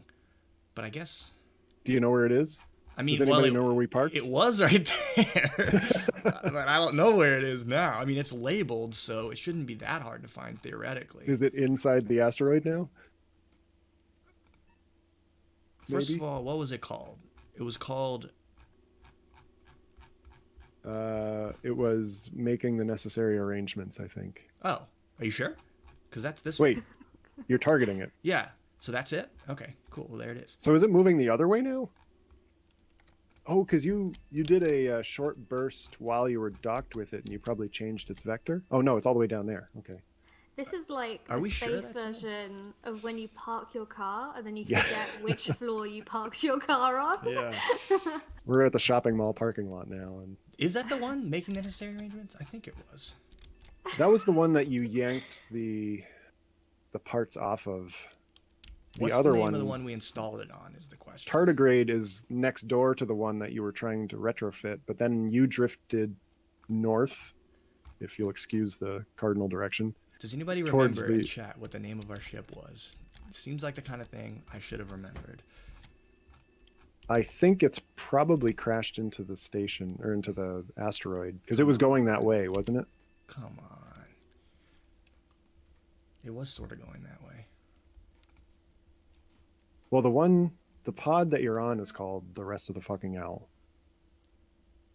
Right, that's the pod. The Necessary Arrangements was the one you were pulling the helium from, but you were putting it on... Maybe I was putting it on the Intentionally Misleading. I think I was.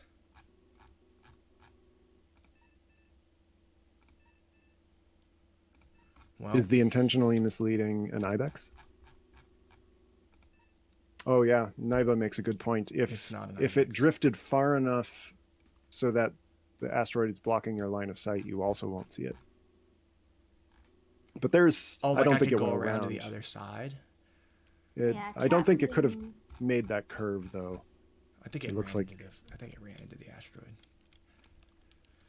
Well, chat's a little bit confused as well. People are like, we're not sure if it's the Rest of the Owl or... It's not the Rest of the Owl. That's the pod I'm on. But yeah, if chat's confused... I mean, we're at time anyway, and if I slammed my beautiful ship into the side of an asteroid, maybe that's the end of this fair mission. That. Yeah, that is to say, we're off the Steam store now. I don't know, does anyone have any questions whilst we just kind of wrap things up a little bit? Any questions about lore? We're hoping we'll do another one of these in exactly 3 weeks. So let me just look at calendar when that is. Maybe the next one we can like bring a ship to about to where we are now and just start the stream with us actually fixing it up. You know what I'm saying? Yeah, I was thinking either that or it might be worth doing a at least a little bit of time spent on social interactions. Because I know some people still have questions about how that works or how to get your character out of a funk. Yeah, I think that might be a good one for you to handle, Dan, especially when you're currently working on those things right now. So you can kind of see feedback straight there in the chat. Yeah, I think that's... it'll be interesting to see how much that changes between now and then, because that is, like you said, something I'm directly focusing on. So we'll maybe aim to start kind of midway through a play session or something, or just beeline for K-Leg, one or the other. Like with a reactor already installed, kind of a thing, and now we're like fixing up the ship a little better. Well, I could try and speed run and see how quickly I do it, but there's no guarantee it'll work. Actually, that would be great. I feel like we should do that as a YouTube and not as a stream. It'll take a few running starts, yeah. Okay, so we're gonna speed through a few questions. Okay. So aliens, are there gonna be any? Well, there are aliens. I was gonna say, this is the Neo Scavenger universe. So in Michigan there are dogmen and Enfield horrors. That same world defines what happens in space, but what those are going to look like in space is still unrevealed. Right, and then there's also more grounded entities in addition to some of the more supernatural sides. Yeah, actually that's a good point, because Atlantis directly calls out a couple examples like the Lusca. Right. Those are jellyfish beneath the surface of the European frozen oceans that like are kind of like formed in the volcanic vents down there. So that's like the first kind of extraterrestrial life discovered in the Ostranauts universe. That's more grounded alien sci-fi type thing. And then of course this is also the world of dogmen and Enfield horrors. So yes and yes. You get both. We have a question from Steam asking, will it be possible to charge EVA suit batteries and refill EVA tanks? Yes, that's on my list. And once or twice, I almost started doing that before I ran into a bigger problem that I had to tackle first. But being able to, probably getting the EVA battery to last longer is on the table. Getting the EVA batteries and batteries in general to recharge without having to go to K-leg, for example. I think being able to pop the top of an air bottle and just pressurize a room manually, with a valve or something, and then maybe your suit, those are kind of on the table too.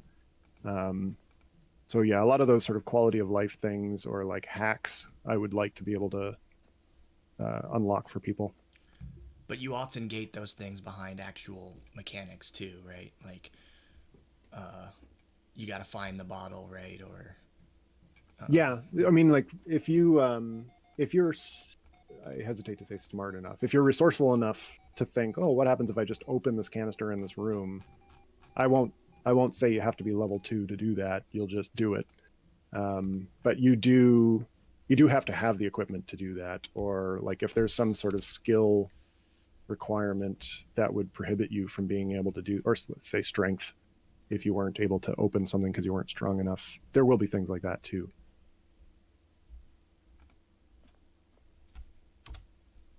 And then a question we get quite often is, are there going to be robot companions or just robots in general? robots. Was it pets in general? Was that the end of that question? Just robots in general. However, robots in general. someone has mentioned genetically pets are canon, which is true. Yeah. Yes. So companions are theoretically possible. I mean, we have crew, so why not other things? The one tricky thing might be, like, what is the structure of a robot in the game? Like, what does it have? Arms and legs? Is it on treads? Is it just floating around like a pod? So I think there's some questions I need to answer on the technical side to really fully answer that question. But are we returning to the question of whether we're going to have Roombas? Roombas. Because that Yes, essentially, I'm that's 100% honest with you. 2 people have now commented Roomba in the stream chat on Discord. It is the So one thing people you would really want it to Roombas. do. Yeah, you would send you would be like, well, I don't want to sweep all this up. Let's send the garbage bot out. Yeah, someone said a hole patching Roomba. Yeah, I think if it's possible, I would like to add it, and definitely within the universe, robot helpers make sense, or even like exterior to the vehicle, right? Like a pod to kind of dismantle something on the outside of the ship so that you could put it on the outside of your current ship. Right. I think there's room for that, and the question is, how will that work in game mechanics, and can I actually do it? Can I pull it off? You could just reskin a normal human AI as just sort of like metal, and just like, there it is. There's your robot. It's an android. TARS, is that TARS from Interstellar? It's just a 6-sided object that suddenly turns into 3 6-sided objects. I had never thought about the robot question, actually. It's interesting to hear it asked. It's funny that it never even came up in my mind in all the like lore work I've done. I'm like, never even thought about it, but it makes sense. I mean, there's so much unmanned drone stuff going on right now in reality. Right. It would be sensible for that to continue development. Will it be an android with arms and legs? Who knows? But definitely some kind of robotic helper. Basically, Wall-E. What we need is Wall-E, because Wall-E goes around, picks up garbage, compresses it, and like garbage, dealing with garbage is something that needs to, I think, a system that we need anyway. Maybe incinerate it or just throw it out into space, which is maybe not sustainable, but something. So if we had a little Wall-E going around, a little Wall-E, that'd be nice. Any other chat questions? How are you going to handle the three-dimensional aspect of space? Like, can you have multiple floors on your spaceship? Will this affect your docking? Like, you're a little too high to the airlock. Wait a minute, space is in 3 At the dimensions? airlock? So a lot of you have probably noticed I've worked pretty hard to avoid the third dimension in this game. Part of that reason was the complexity on the technical side. Multi-level ships, while I'd love to have them, I'm not sure if I could. Like if that would just be too complicated for the engine to handle, or for me to build in the engine. So I'll say multi-level ships are maybe unlikely, but not impossible. As far as the third dimension, like outside of the ecliptic plane in the solar system, I deliberately limited the system view to a 2D map because I didn't want to deal with the third dimension, and I imagine a large number of players also don't want to deal with that level of complexity.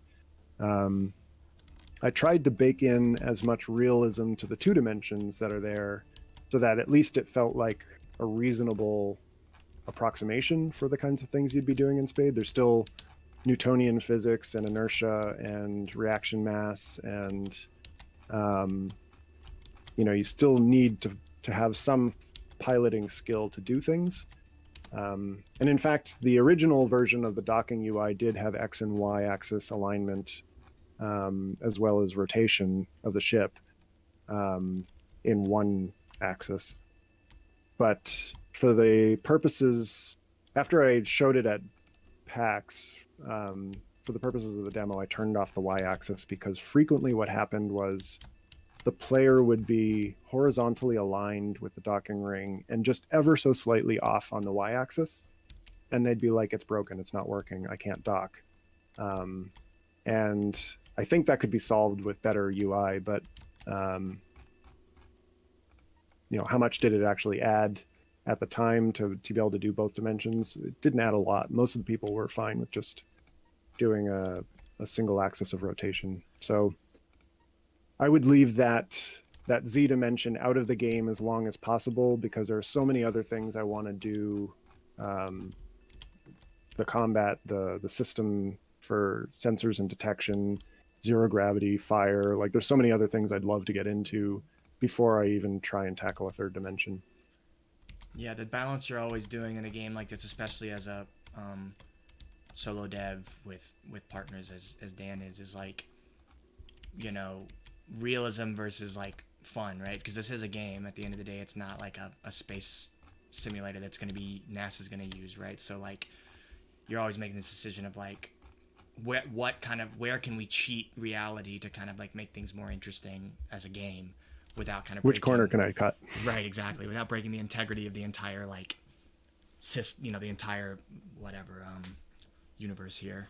And for me, like I've never really thought, like I even rarely think like, why am I not floating around this ship? Like the fact that somebody pointed it out to me and they were like, why are you walking? I'm like, oh, I never really thought about that. I guess I just assume they have mag boots, because like floating around would be, I mean that is on the map eventually to be able to float around, but there's all kinds of things that like the game can be more interesting while being less realistic, Yeah, I think like multi-level ships are probably the most exciting application of 3D I can think of, and I can see why a lot of people would want that. I would want that too, but the only roadblock I see there is if I'm having trouble with two ships side by side having their grids overlap, breaking the game. Mm-hmm. Imagine what happens if each of those ships has multiple levels of grids to sort out. So one step at a time. Okay, I think I have 2 more questions, and I think that'll be it for today. Okay. So one of them's from Steam, which is, what is, in your opinion, one of the coolest upcoming things you're planning for the future of Ostranauts? I'm really looking forward to the story stuff. So there's this whole world that we've authored, and you're just kind of seeing the tip of the iceberg in terms of like the places you can visit and the technology that's out there and the organic stuff that's out there. But on top of that all, like I'm spending maybe more time than I should on this social interaction stuff because I want social interactions to be kind of a strategic gameplay loop that you can have fun playing with, managing your crew, negotiating with a guard to get past a door, or talking a police officer down so he doesn't fine you or throw you in jail. And then being able to be like, well, because of my character creation, I slept with that exec during that stint at K-Leg. I'm going to name drop that exec because that exec is probably higher up the chain than this police officer. Or like that police officer is one of the people you met during character creation. Or an enemy. Or an enemy that is not going to let you. Yeah. And then in addition to that, like when you're traveling from point A to point B, I want interesting things to happen. And one of the most interesting things that happens in these shows is people who matter to the crew of your ship run into trouble, or like you need to go visit somebody for something. Like I have this hot cargo that I can't seem to unload anywhere, but I know this guy from my past who will buy smuggled goods. He's all the way over there.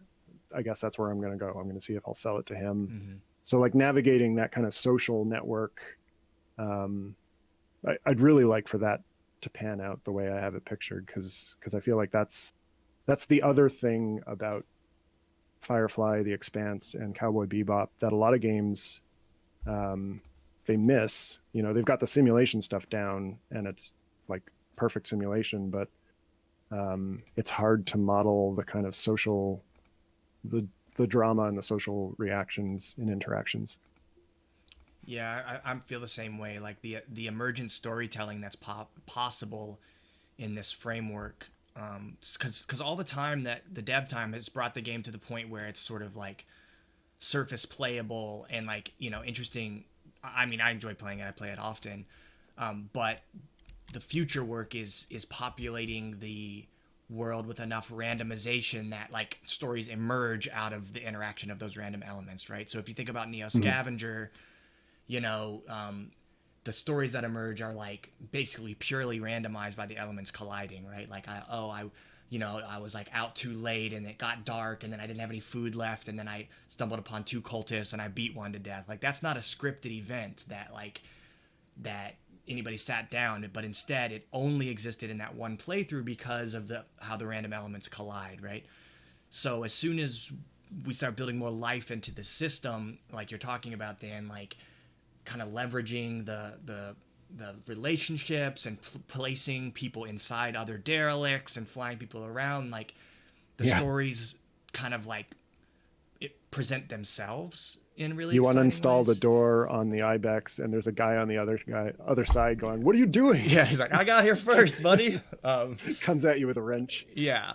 And like that's the kind of stuff that really pushes roguelikes, because I mean, I know when I first played Neo Scavenger, I would just be itching to tell all my friends what happened, you know. I'm like, oh man, you wouldn't believe it, I found this house. And then like personalizing your stories and stuff in this world is going to be so cool once that all starts clicking. So I'm excited about the exact same thing, Dan. And the last question, can you crash that ship with no survivors? Can I or will I? Can I? Yes. Will I? Also yes. This is thanks of JS the guy in the Discord. He posted this quite a while ago. Okay, are we going to run into the asteroid or another ship? Let's run into another ship. You're at a remass. I don't know if you can do that. Oh no, I ran out of steam. I can't even kill myself right. I'm terrible at this game. Oh no. How did you run out of remass? Because you weren't really accelerating. I might have did remass you just on my person here. Okay, I do. I have some loose remass. Hold are on. Those hover over those canisters? Are they reporting 0? Yeah, they're 0. They are. Let me uninstall it. I'll do it. Don't worry. When did that happen? So I think part of the question may have been, if you crash, can you like instantly die? Oh, I thought he was saying, will you do it? Okay, never mind. No. Is it will you or can you? I think it really was that they wanted Corey to crash. Smash all the toys. Okay. I don't think it was an actual question, but you can answer it. I was going to say, you won't currently die instantly as a result of a crash, but you will suffocate shortly after. I think the only thing that'll kill you in a crash right now is probably suffocation, because it'll take too long to freeze to death or starve or anything like that. Talking of like death states, me and Dan have been like looking at the data for how you guys have all been dying in your games. And we had sheets full of what you probably appreciate is it's mostly just people dying for running out of oxygen, right? Yeah. And then we had one person out of about just under 400, maybe just over, people who had died of trauma. Traumatic that brain nobody else injury. had. And you said, I didn't even know that was possible for a patch. Yeah, I think the only way I can think that would happen is one of the NPCs was so pissed off, and there must be a random chance in their coping mechanisms that they choose the kill other person option. Because that was a thing at a time, and I took it out because it was like, oh, this is getting out of hand, and there's no way to deal with it yet, so I don't want it to like ruin a person's game. But it must still be possible. I don't know how else it could have happened. It was very funny though that it was just like this 0.01% of people It's that like, played. you did it. You found a way. Thank you. Yeah. I'm currently expending all my remass. You can see it going down. I'm pressing W to just blast it all. Slowly going down and increasing my velocity to You might graze that ship. I don't know if you're going to clear it or if you're going to go past it. That's fine with me. He said crash, didn't say where. A collision is a collision. Yeah, you're right. Wait, if this happened, that would be purely by random chance that I just slam into this other ship. You're like a magnet right into another ship. You're going to do it. Oh, I did it. Oh, no. Oh, God, no. Help. You didn't even have time to stand up from your chair. Oh, no. Put on your pressure suit, Carson. You're too hot How to did you die get out like of your this. pressure No. You're too hot to die like this. Oh, no.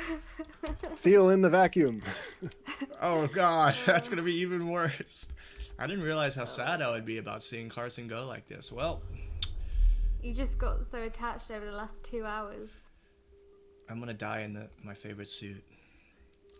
Okay. Well, Hey, at thank least you I go everyone down for joining us. dignified. Dignified and gasping. Yeah. I don't know if that's dignified, Corey. He says he's dignified. Look, perfectly dignified. And a genius, apparently. You gotta be pretty smart to slam into a ship like that. Genius move. Well, thank you everyone for joining us. I feel like it went pretty well over on Discord, because like this is the first time that we've streamed on Discord properly. I had a lot of fun watching Corey play and chatting with people, so Yeah, I that was a consider it blast. a success. Awesome. Yeah, maybe we'll see if we can put up some sort of poll to like see if you wanted to see like shipbuilding next time, as in not the ship editor, but actually trying to build out a ship, or if you wanted to see more AI stuff. Yeah, it'd be good to see what the spread is even. Like if it ends up 50-50, we could try and devote the stream accordingly. Yeah, we're thinking of the 16th for the next stream, so in 3 weeks, but we'll remind you before then. Oh, did I just stop? If these keep going quite well, we'll do them more regularly, but we'll see how this is going. Yeah. I think I'm logging off, so bye everybody. At least I'm stopping the stream, but I'll stay in Discord. Okay.